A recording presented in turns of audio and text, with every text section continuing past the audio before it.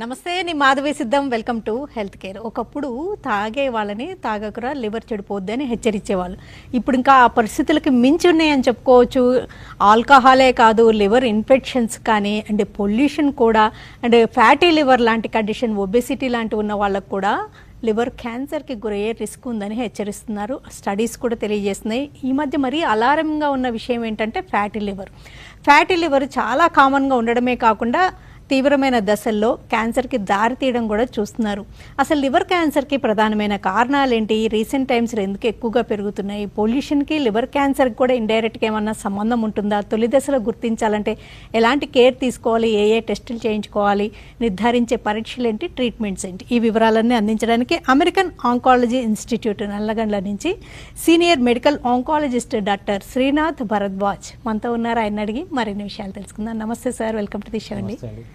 Thank you for having me here. Same year sir. Liver cancer incidence ఇంత ముందుతో పోలిస్తే చాలా పెరిగింది కదండి, ఎందుకంటారు? లివర్ క్యాన్సర్ ఇన్సిడెన్స్ అనేది పెరుగుతూ వస్తూ ఉంది. ఎందుకంటే ఇన్నాళ్ళు కూడాను ఎక్కువగా లివర్ క్యాన్సర్కి కారణం ఏంటి అని చూస్తే కనుక ఇండియన్, ఏషియన్, ఆఫ్రికన్ ఈ 3 కంట్రీస్ ఆర్ ఈ ఏషియన్ ఆఫ్రికన్ కాంటినెంట్స్లో hepatitis B virus, hepatitis C virus ప్రధాన కారణాలుగా మనకు కనిపించేవి. హెపటైటిస్ బి వైరస్ ఎక్కువగా.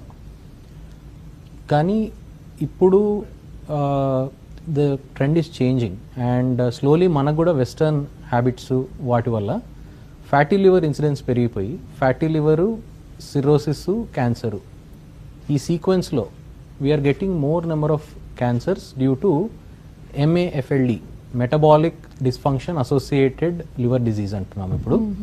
సో ఇన్నాళ్ళు మీరు అన్నట్లు మీరు చాలా చక్కగా ఇందాక వర్ణించారు, తాగకరా లివర్ చెడిపోతుంది అంటున్నారు. ఇప్పుడు అందరికీ తినకరా లివర్ చెడిపోతుందని చెప్పాల్సిన పరిస్థితి వచ్చింది. ఎందుకు అంటే are food habits, the more refined sugars తినడం కానీ, లెస్ ఫిజికల్ యాక్టివిటీ కానీ, ఇవన్నీ కూడా ఫ్యాటీ లివర్కి కారకమయ్యి ఫ్యాటీ లివర్ వల్ల లివర్ చెడిపోయి సిర్రాటిక్ అయిపోయి ఆ చెడిపోయిన లివర్ క్యాన్సర్గా మారడానికి ఎక్కువగా మనం స్కోప్ ఇస్తున్నాం ఈ రోజుల్లో. So it is again lifestyle disease. మనం సో డయాబెటీస్ మీకు తెలుసు, diabetes 11 to 12% of Indians are diabetic. దానికే మనం we are diabetic capital of the world అనుకుంటున్నాం. Now you will be shocked listening to the percentage of fatty liver. So 40% of Indians have at least grade 1 fatty liver ఈరోజు. అంటే almost ప్రతి ఇద్దరిలో ఒకళ్ళకి కనిపిస్తూనే ఉంది. ఎగ్జాక్ట్లీ. సో రీసెంట్గా మీరు చూస్తే కనుక కేంద్ర ప్రభుత్వం స్కూల్స్లో కూడా ఒబేస్గా ఉన్న పిల్లలకి ఫ్యాటీ లివర్ ఉందా లేదా స్క్రీనింగ్ చేయాలి, షుగర్ పరీక్షలు పంపాలి అని చెప్పి కొత్తగా గవర్నమెంట్ ఆర్డర్ ఇచ్చింది, central government. So all the children also we are screening for fatty liver. ఎందుకంటే ఫ్యాటీ లివర్ వల్ల the first step is called insulin resistance. ఏదన్నా తిని మన బాడీలో గ్లూకోజ్ పెరిగినప్పుడు ఇన్సులిన్ వల్ల that glucose will go into the liver కానీ లేకపోతే మజిల్స్లోకి వెళ్ళి గ్లైకోజన్గా స్టోర్ చేయబడుతుంది. సో ఆ ఇన్సులిన్ అనేది పనిచేయడం మానేస్తుంది and it will stop pushing the glucose into liver and అది లివర్ చుట్టూ ఉన్న ఫ్యాట్లోకి పుష్ చేస్తూ ఉంటుంది. సో దాన్ని ఇన్సులిన్ రెసిస్టెన్స్ అంటారు. ఇప్పుడు ఈ ఫ్యాటీ లివర్ ఫస్ట్ వచ్చి ఇన్సులిన్ రెసిస్టెన్స్ వచ్చేసి చిన్నపిల్లల్లో డయాబెటీస్ ఇన్సిడెన్స్ కనుక పెరిగిపోతుంది కాబట్టి. అండ్ జస్ట్ ఇమాజిన్, డయాబెటీస్ వల్ల we have lot of long term complications where diabetic retinopathy అంటాం, అంటే కంటి చూపు మందగించడం. డయాబెటిక్ నెఫ్రోపతి అంటాం, అంటే కిడ్నీ క్రియాటినిన్ పెరగడము, కిడ్నీ సరిగా పనిచేయకపోవడము, కిడ్నీ ఫెయిల్యూర్లోకి పోవడము. సో ఇవి లాంగ్ టర్మ్ డయాబెటిక్స్లో చూసే ప్రాబ్లమ్స్. ఒక చిన్న పిల్లవాడిలో కనుక డయాబెటీస్ వస్తే ఫ్యాటీ లివర్ వల్ల అండ్ తన లాంగ్ లైఫ్లో వెరీ ఎర్లీగా ఇలాంటి ఎండ్ ఆర్గాన్ డ్యామేజ్ అంటాం, ఇవన్నీ కూడా మనం చూడవలసిన పరిస్థితి వస్తుంది. సో కేంద్ర ప్రభుత్వము తొందరగా ఈ స్టెప్ తీసుకున్నందుకు యాక్చువల్లీ కేంద్ర ప్రభుత్వాన్ని మనం అభినందించాలి. అండ్ బట్ అది తీసుకున్నందుకు అభినందించాలా లేకపోతే స్కూల్ లెవెల్లో చిన్నపిల్లల్లోనే ఇలాంటి స్క్రీనింగ్ చేయాల్సిన పరిస్థితి ఈరోజు వచ్చిందని బాధపడాలా తెలియని పరిస్థితిలో ఉన్నాం మనం. డెఫినెట్గా అండి. అంటే పిల్లల్లోనే, టీనేజ్ పిల్లల్లోనే బీపీ, షుగర్లు స్క్రీనింగ్ ఇవన్నీ కూడా ఇంట్లో పేరెంట్స్ ఏంటంటే కొంతమంది అంత చిన్నపిల్లలకి టెస్టులు ఎందుకులే అనుకుంటారు, కానీ హెసిటేషన్ లేకుండా చేయించుకోవడం చాలా ఇంపార్టెంట్ అంటారు. ఎగ్జాక్ట్లీ. సో వెయిట్ బాగా పెరుగుతుంటే కానీ లేకపోతే మన వాళ్ళే అలాట్ చేస్తున్నారు చిప్స్, కూల్ డ్రింక్స్, పిజ్జాలు, బర్గర్స్. అవి వీకెండ్ తినడం చాలా సర్వసాధారణం అయిపోయింది. ఇంతకుముందు చాలా ఎప్పుడు కానీ తినేవాళ్ళం కాదు మనం, ఎప్పుడు ఎక్కువగా హోమ్ కుక్డ్ ఫుడ్ ఎక్కువగా తీసుకునేవాళ్ళం. అండ్ నౌ అది తినకపోతే బయటికి తీసుకెళ్ళకపోతే అదేదో క్రైమ్ లాగా కూడా పిల్లలు ఫీల్ అయ్యి మారం చేసే పరిస్థితి ఉంది. అండ్ పేరెంట్స్ కూడా ఎందుకులే మనమేమో తక్కువ చేస్తున్నామో పిల్లల కన్నా గిల్ట్ ఫీలింగ్తో వాళ్ళని బయట తీసుకెళ్ళి ఇవన్నీ తినిపించడం అదంతా. So these are not very healthy habits ఇవన్నీ. చిన్నపిల్లలు కనుక ర్యాపిడ్గా వెయిట్ గెయిన్ అవుతుంటే వాళ్ళలో పెద్దవాళ్ళ మాదిరిగానే ఈ అల్ట్రాసౌండ్ లివర్ చేయించడము, తర్వాత HbA1c డయాబెటీస్కి చేయించడము, ఇవన్నీ చేయించడం కూడా మంచిది ఇప్పుడు. ఎందుకు అంటే డయట్ హ్యాబిట్స్ అందరిది ఒకటేలాగా ఉన్నాయి. సో ఇప్పుడు ఏజ్తో సంబంధం లేకుండా we are seeing cancers also, and also we are seeing diabetes and fatty liver also. అంటే ఆల్కహాల్ అది మన చేతుల్లో ఉన్న విషయమే, కంట్రోల్ చేసుకోవాలి. ఎప్పుడే అసలు లివరే కాదు బాడీకే, మా టోటల్ బాడీకి మంచిది కాదు. తర్వాత హెపటైటిస్ బికి అయితే వ్యాక్సిన్ ఉంది, సికి మంచి ట్రీట్మెంట్ ఉంది. అయినా స్టిల్ బీసీ ఇన్ఫెక్షన్స్కి గురవడం, వాటి వల్ల లివర్ క్యాన్సర్స్కి గురవడం కూడా గమనిస్తున్నారా? వాటి వల్ల వస్తుంది, కానీ ఇంతకు ముందు కన్నా కొంచెం ఇన్సిడెన్స్ అనేది తగ్గింది.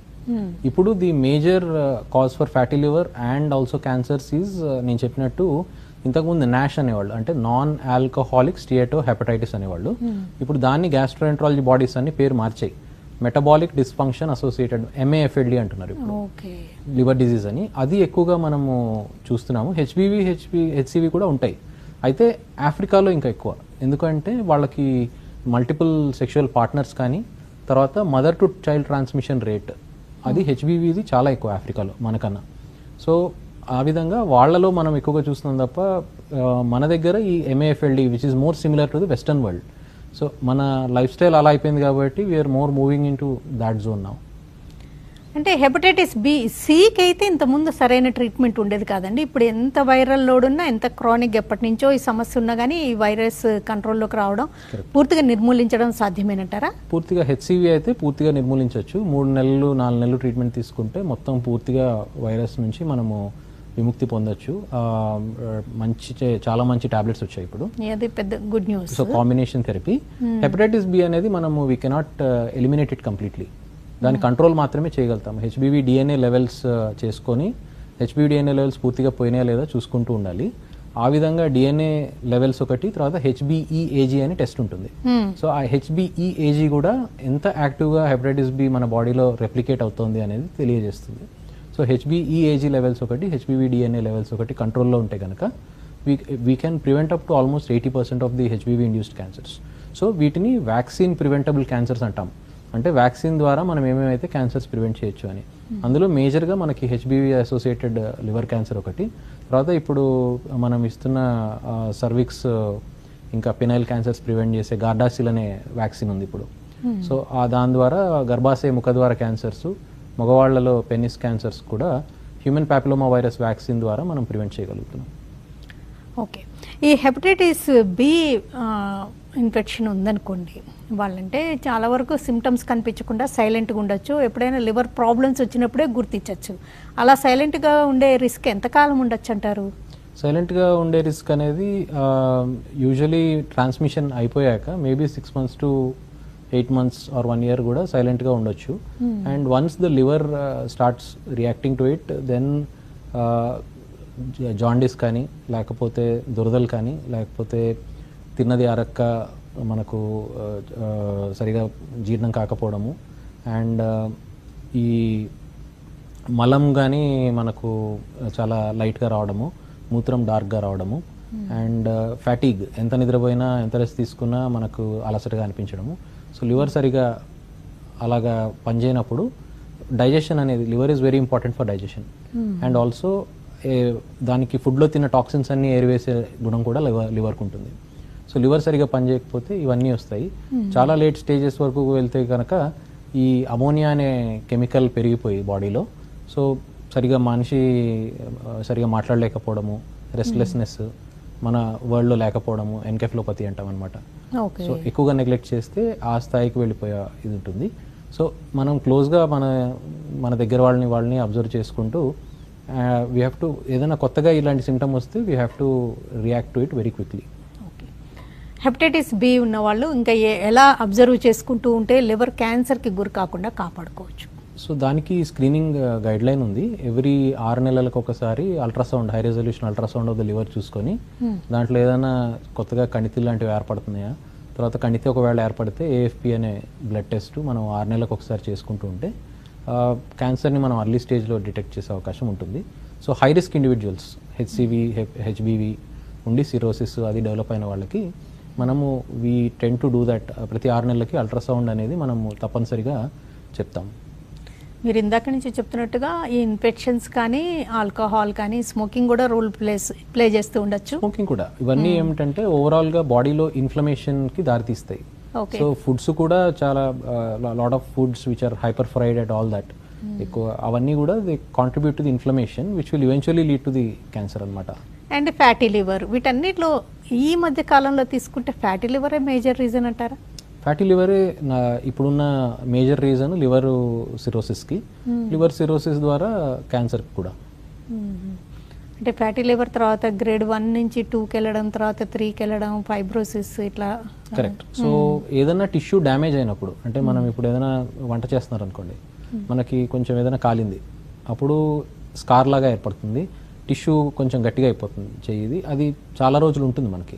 అలానే లివర్ కూడా ఏదైనా ఇన్ఫ్లమేటరీ ప్రాసెస్ వల్ల ఫ్యాటీ లివర్ అని డ్యామేజ్ అయినప్పుడు దాన్ని స్కార్ అయిపోతుంది, అది గట్టిగా అయిపోతుంది ఆ పార్ట్. సో ఆ గట్టితనాన్ని మెజర్ చేయడానికి మనం ఫైబ్రోస్కాన్ అనే టెస్ట్ ఉంది. సో ఎంత గట్టిగా ఉంది, ఎంత ఎలాస్టిక్గా ఉంది అనేది చెప్తుంది అనమాట అది. సో ఆ గట్టితనాన్ని బట్టి వీ కెన్ టెల్ ఎంత అమౌంట్ ఆఫ్ ఫ్యాట్ ఉంది, ఎంత అమౌంట్ ఆఫ్ ఫైబ్రోసిస్ ఉంది, అండ్ దాన్ని బట్టి. But good part is fatty liver అనేది అదొక లైఫ్ స్టైల్ డిజీజ్. సో ఇప్పటికీ కూడా మనము మన డయట్ చేంజ్ చేసుకొని ఎక్కువగా ఫ్రెష్ ఫ్రూట్స్, వెజిటబుల్స్, తర్వాత ఎక్కువ ప్రోటీన్ ఉండేలా చూసుకోవడము, ఫ్రైడ్ ఫుడ్స్ లైక్ పూరి కానీ, బర్గర్ కానీ, పిజ్జాస్ కానీ, చిప్స్ కానీ, ఫ్రైస్ కానీ, కోక్స్ కానీ, సోడాస్ కానీ, ఇలాంటివన్నీ అవాయిడ్ చేయడము, వారానికి 150 minutes ఆఫ్ ఎక్సర్సైజ్. సో కంపల్సరీగా కార్డియో లాంటి ఎక్సర్సైజెస్, తర్వాత రెసిస్టెన్స్ ట్రైనింగ్. నేను అన్నట్లు మజిల్ కాంపోనెంట్ కూడా మనకు చాలా ఇంపార్టెంట్. నౌ మెటబాలిజంకి మజిల్ ఈజ్ ది సెంటర్ అనమాట ఇప్పుడు. సో ఇన్నాళ్ళు 6 ప్యాక్, తర్వాత పెద్ద పెద్ద కండలు, మీరు ఆ జులై సినిమాలో డైలాగ్ వింటారు, ఏంట్రా ఆ కండలు కట్టెలు కొట్టుకునే వాళ్ళ కానీ. So now that is actually what is needed. So ఇప్పుడు ఏమంటున్నారంటే you have to build muscle. Resistance training వల్ల మజిల్, అంటే ఇప్పుడు వయసు పెరిగే కొద్దీ మన మజిల్స్ వీక్ అయిపోతూ ఉంటాయి, దాన్ని సార్కోపీనియా అంటాము. మజిల్ మాస్ అనేది తగ్గిపోతూ వస్తుంది. సో ఆ మజిల్ మాస్ కనుక మనం తగ్గిపోకుండా చూసుకుంటే ఈ ఇన్సులిన్ రెసిస్టెన్స్ అనేది మనకు ఉండదన్నమాట. ఇప్పుడు మా కాలనీలో కూడా ఒక పెద్ద ఆయన ఉన్నారు, హీఈస్ అరౌండ్ 60. ఆయన చాలా సన్నగా ఉంటారు ఉండడానికి, కానీ మొన్న వాకింగ్ చేస్తూ కనిపించి చెప్పారనమాట, చాలా ఎక్కువ ఇన్సులిన్ ఇస్తున్నాము అయినా కూడా the sugars are not coming down అని. సో సివియర్ ఇన్సులిన్ రెసిస్టెన్స్ ఉందన్నమాట.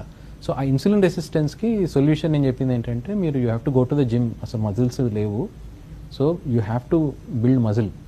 సో అప్పుడు that way you can overcome insulin resistance.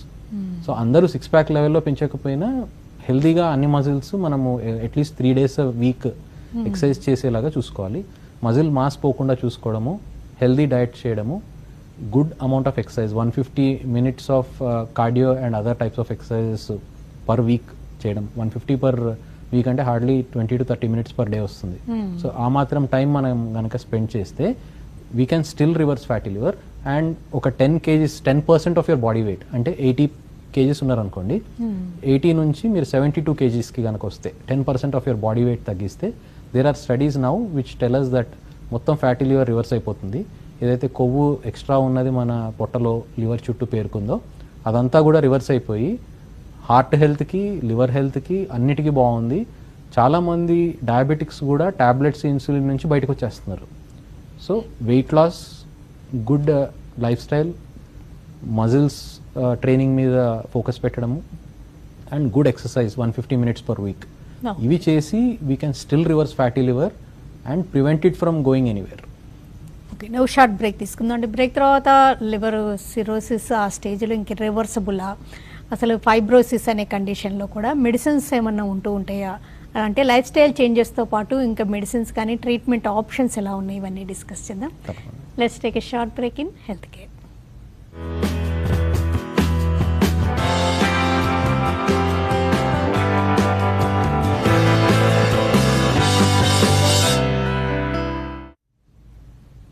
Welcome back to health care.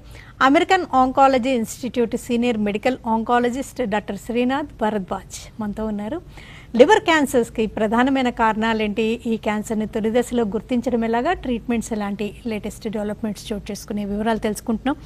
Okay, మీరు చెప్తూ ఉన్నారు అండ్ ఫ్యాటీ లివర్ నెగ్లెక్ట్ చేసే కొద్దీ సిరోసిస్కి దారితీయచ్చని. అసలు ఫైబ్రోసిస్, సిరోసిస్ ఆ స్టేజ్లో ఎంతవరకు రివర్సబుల్, ఇర్రివర్సబుల్ కండిషనా? అప్పుడు మెడిసిన్స్ కూడా వాడాల్సి ఉంటుందా, ట్రీట్మెంట్స్ కూడా ఉంటాయా? Fatty liver is reversible. మనం అనుకున్నట్లు లైఫ్ స్టైల్ చేంజెస్తో ఫ్యాటీ లివర్ని రివర్స్ చేసి తప్ప వన్స్ ఒకసారి ఫైబ్రోసిస్ స్కార్ ఫామ్ అయ్యి దాన్ని సిరోసిస్ అంటాము, అది ఇర్రివర్సిబుల్. దాని నుంచి మనము వెనక్కి రాలేము. And at the same time దాన్ని క్యాన్సర్గా కన్వర్ట్ కాకుండా చూసుకోవడం ఒకటి. తర్వాత లివర్ని పరిరక్షించుకునేందుకు సర్టన్ డయట్ కానీ అది మనం ఫాలో అవడం తప్ప ఆల్రెడీ ఎగ్జిస్టింగ్ సిరోసిస్ని మనం వెనక్కి చేయలేము. ఫర్దర్గా డ్యామేజ్ జరగకుండా మనం ఈ లైఫ్ స్టైల్ తోటే కాపాడుకోవాలి. లివర్ క్యాన్సర్కి తొలి దశలో సిమ్టమ్స్ ఉంటాయా? ఈ క్యాన్సర్ కూడా లేట్ దశలోనే బయటపడుతూ ఉంటుందా? తొలి దశలో సిమ్టమ్స్ ఉండవు.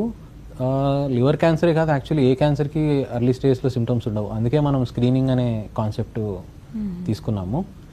లివర్ క్యాన్సర్లో ఇప్పుడు మీకు 1 సెంటీమీటరు 2 సెంటీమీటర్లు అలాంటి చిన్న గడ్డలతో స్టార్ట్ అవుతుంది. అంత చిన్న గడ్డలతో మనకేం తెలియని కూడా తెలియదు యాక్చువల్ లోపల. సో ఇప్పుడు స్క్రీనింగ్ చేయాలి అంటే ఎంతమందిని చేయాలి? We are a population of 1.4 billion. So you can't put in your resources అన్నీ పెట్టి అంతమందిని మనం స్క్రీనింగ్ చేయలేము. So we have to select the high risk group. High risk group అంటే ఎవరు? Already detected hepatitis B, hepatitis C, లేదు ఈ master health checkups అని ఉంటున్నాయి ఇప్పుడు అన్ని చోట్ల. దాంట్లో ఏదైనా గ్రేడ్ 1, గ్రేడ్ 2 ఫ్యాటీ లివర్ ఉన్న వాళ్ళు we can constantly screen them every 6 months. అది కూడా మరీ ఫ్రీక్వెంట్గా కాకుండా ఎవ్రీ 6 monthsకి. అఫ్కోర్స్ మనం ఆ లైఫ్ స్టైల్ చేంజెస్ గురించి కూడా మనం డీటెయిల్డ్గా పేషెంట్తో టైం స్పెండ్ చేసి మాట్లాడి వాళ్ళకి ఇదంతా అర్థమయ్యేలాగా చెప్పి then we have to convince them to ఆ లైఫ్ స్టైల్ అడాప్షన్కి మనం కన్విన్స్ చేయాలి. అలానే స్క్రీనింగ్కి కూడా మనము కన్విన్స్ చేయాల్సి ఉంటుంది. ఈ క్యాన్సర్ని తొలి దశలో గుర్తిస్తే ట్రీట్మెంట్స్ ఎలా ఉంటూ ఉంటాయి? సో తొలి దశలో గుర్తించినప్పుడు ఏదైనా కూడా క్యాన్సర్కి మెయిన్ ట్రీట్మెంట్ తొలి దశలో ఉంటే సర్జరీ. ఎందుకంటే అది ఏజ్ ఓల్డ్ ఫిలాసఫీనే మనం ఫాలో అవుతాము. వేరే గడ్డ వస్తే మనం కోసి తీసేయాలి. సో సర్జరీ అంటే మనము 2 విధాలుగా చేయొచ్చు. ఒకటి ఓన్లీ ఇప్పుడు బ్యాక్గ్రౌండ్ లివర్ ఎంత పాడైంది, సిర్రోసిస్ ఎంత ఉంది. సో సిర్రోసిస్ కనుక బాగా ఉంటే ట్రాన్స్ప్లాంట్ చేయడం బెటర్. ఎందుకు అంటే దాంట్లో సర్జరీలో ఆ పాత లివర్ తీసేసి కొత్తది అమరుస్తారు కాబట్టి ట్యూమరు పోతుంది, అలానే సిరోటిక్ లివర్ కూడా పోతుంది. సో అలాగా it is beneficial in the early stages. కానీ ఒక స్టేజ్ దాటాక అంటే దాన్ని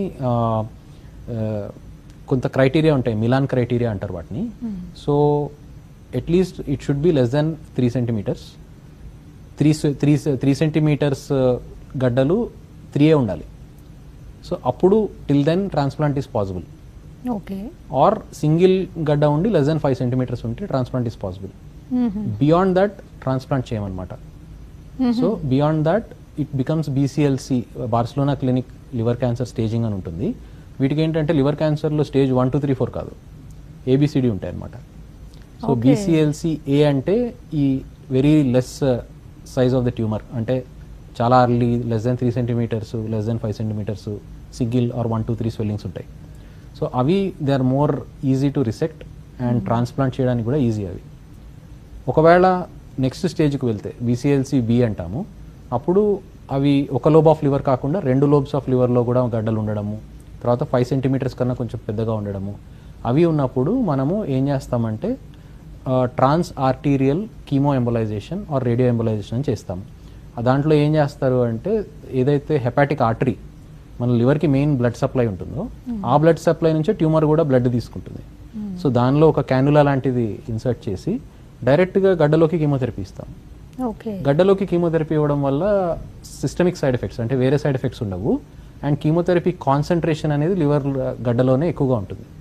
సో తర్వాత కీమో ఇచ్చాక లిపియోడాల్ అని చెప్పి ఒక ఫోమ్ లాంటి మెటీరియల్ తోటి ఆ ఆర్టరీస్ని బ్లాక్ చేసేస్తాం, ట్యూమర్కి వెళ్ళే వెజల్స్ని. సో కీమో అక్కడ ఉండిపోతుంది అనమాట, బ్యాక్ లేకపోతే వేరే సర్క్యులేషన్ లేకుండా. సో అప్పుడు ఇట్ ఈస్ మినిమలీ ఇన్వేజివ్గా వాటిని చంపేయచ్చు. అలా కాకుండా చాలా అర్లీ స్టేజ్లో alternative to surgery is also SBRT, stereotactic body radiotherapy అంటాము. సో రేడియేషన్ కూడా మనము ఇనిషియల్ చాలా అర్లీ స్టేజ్లో ఇవ్వచ్చు. సో టు సింప్లిఫై, BCLC-Aలో మీ ఫస్ట్ స్టేజ్ ఆఫ్ లివర్ క్యాన్సర్లో సర్జరీ చేయొచ్చు, బ్యాక్గ్రౌండ్లో సిరోసిస్ కూడా చాలా ఎక్కువగా ఉంటే ట్రాన్స్ప్లాంటేషన్ చేయొచ్చు, లేదు అంటే ఎస్బిఆర్టీ మనం చెప్పినట్టు రేడియోథెరపీ ఇచ్చి దాన్ని అప్డేట్ చేయొచ్చు. అలా కాకుండా ఇంకొక వేరే టెక్నిక్స్ కూడా ఉన్నాయి. ఇట్లా పొట్టలోంచి నీడిల్ పెట్టి, చిన్న నీడిల్, దాన్ని టెంపరేచర్ పెంచేయడము అలా చేస్తే రేడియో ఫ్రీక్వెన్సీ అబ్లేషన్ అని, మైక్రోవేవ్ అబ్లేషన్ అని, సో అలా కూడా ఆ గడ్డని కరగదీయచ్చు. సో ఇవన్నీ options in the first stage BCLC A. Second స్టేజ్కి వచ్చేసరికి టేస్, ఏదైతే కీమో ఇస్తే టేస్ అంటాము, రేడియో యాక్టివ్ పార్టికల్స్, లూటీషియం అని, ఇట్రియం 90 అంటాము, ఆ రేడియో యాక్టివ్ పార్టికల్స్ ఇంజెక్ట్ చేస్తాము. ఈ రేడియో యాక్టివ్ పార్టికల్స్ ట్యూమర్లోకి వెళ్ళి దాని నుంచి ఆల్ఫా పార్టికల్స్ అని రిలీజ్ అవుతాయి. అదొక టైప్ ఆఫ్ ఇంటర్నల్ రేడియోథెరపీ అనమాట. సో ఆ ఇంటర్నల్ రేడియోథెరపీతో కూడా BCLC Bలో మనము వాటిని చంపేయచ్చు. అది ఇచ్చిన తర్వాత వి గివ్ సమ్ టాబ్లెట్స్, లెన్వాటినిబ్ అని, సొరాఫినిబ్ అని ఉన్నాయి. సో దాన్ని టార్గెట్ థెరపీ అంటాం.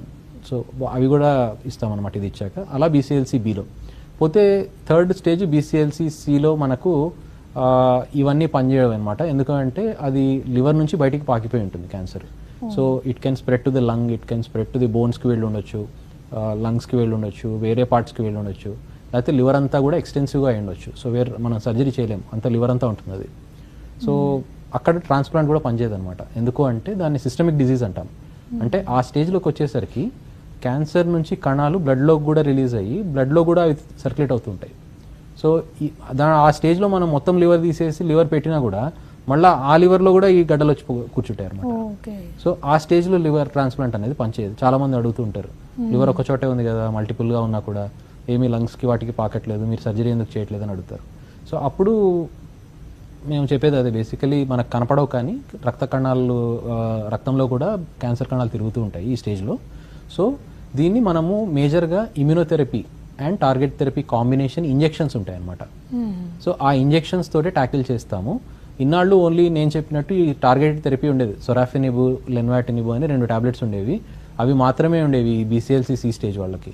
ఏదైతే బ్రెస్ట్ క్యాన్సర్, లంగ్ క్యాన్సర్లో ఇచ్చే కీమోథెరపీస్ ఉంటాయో రెగ్యులర్గా, అవి పనిచేసేవి కాదు లివర్ క్యాన్సర్లో. So it used to be very tough. 2007లో ఫస్ట్ టైం ఈ టాబ్లెట్స్ అప్రూవ్ అయినాయి అనమాట. అంటే కీమోథెరపీ పనిచేయని చోట కూడా ఈ టాబ్లెట్స్ మంచి రిజల్ట్స్ ఇవ్వడం మొదలెట్టాయి. అక్కడ లివర్ క్యాన్సర్ పేషెంట్స్కి BCLC C స్టేజ్లో డిటెక్ట్ అయిన వాళ్ళకి కొంత ఉపశమనంగా ఉండేది. ఇప్పుడు లేటెస్ట్గా ఈ ఇమ్యూనోథెరపీ అనేది 2018 నుంచి మనకి అవైలబిలిటీలో ఉంది. అండ్ అది ఇంకా టార్గెట్ థెరపీ బెవాసిజుమాబ్ అని ఇంజెక్షన్ ఉంటుంది అనమాట. సో ఆ 2 ఇంజెక్షన్స్ కలిపి ఇవ్వడం వల్ల ఆల్మోస్ట్ ఒక లెటెస్ట్ 9 to 10 months బతికే పేషెంట్ 18 to 20 months బతికే పరిస్థితి వచ్చింది. ఆల్మోస్ట్ డబుల్ అయింది లైఫ్ స్పాన్. సో ఇప్పుడు ఇంకా మోడర్న్ ఈ సంవత్సరం 25-26లో వచ్చింది ఏంటి అంటే, ఆ ఇమ్యూనోథెరపీ ఇంజెక్షన్ కూడా ఇంతకుముందు ఇంట్రావీనస్ అంటే వెయిన్స్ని క్యాన్లా పెట్టి వెయిన్స్లోంచి ఇవ్వాలన్నమాట, IV ఫ్లూయిడ్ ఎక్కించినట్టు. ఇప్పుడు now it is subcutaneous injection. అంటే ఇన్సులిన్ లాగా సబ్క్యూటేనియస్గా ఇచ్చేసేయచ్చు. అఫ్ కోర్స్ పేషెంట్కి ఇంటికి తీసుకోవడానికి ఇంకా ఇవ్వట్లేదు కానీ హాస్పిటల్ సెట్టింగ్స్లోనే ఇస్తున్నాం అనమాట. సో సబ్క్యూటేనియస్ ఇమ్యూనోథెరపీ అనేది ఇప్పుడు లేటెస్ట్ టెక్నాలజీ అండ్ ట్రెండ్. చాలా ఇంజెక్షన్స్ కూడా they are getting converted into subcutaneous అనమాట. సో దాంతో ఏమవుతుందంటే పేషెంట్ హాస్పిటల్లో స్పెండ్ చేసే టైం తగ్గుతుంది. సో గంటన్నర ఇచ్చే ఇంజెక్షన్ 5 నిమిషాల్లో అయిపోతుంది ఇప్పుడు. ఓకేనండి. డాక్టర్ శ్రీనాథ్ భరద్వాజ్ గారు, లివర్ క్యాన్సర్కి ప్రధానమైన కారణాలు, నిర్ధారించే పరీక్షలు, తీసుకోవాల్సిన జాగ్రత్తలతో పాటు ట్రీట్మెంట్స్ స్టేజెస్ వైజ్గా ఎలా ఉన్నాయి అండ్ లేటెస్ట్ ట్రెండ్స్ ఎలా ఉన్నాయి అండ్ ఇమ్యూనోథెరపీలో వచ్చిన లేటెస్ట్ డెవలప్మెంట్స్ గురించి వివరాలు అందించినందుకు థ్యాంక్స్. ఇది ఇవాళ health care. Keep watching TV5.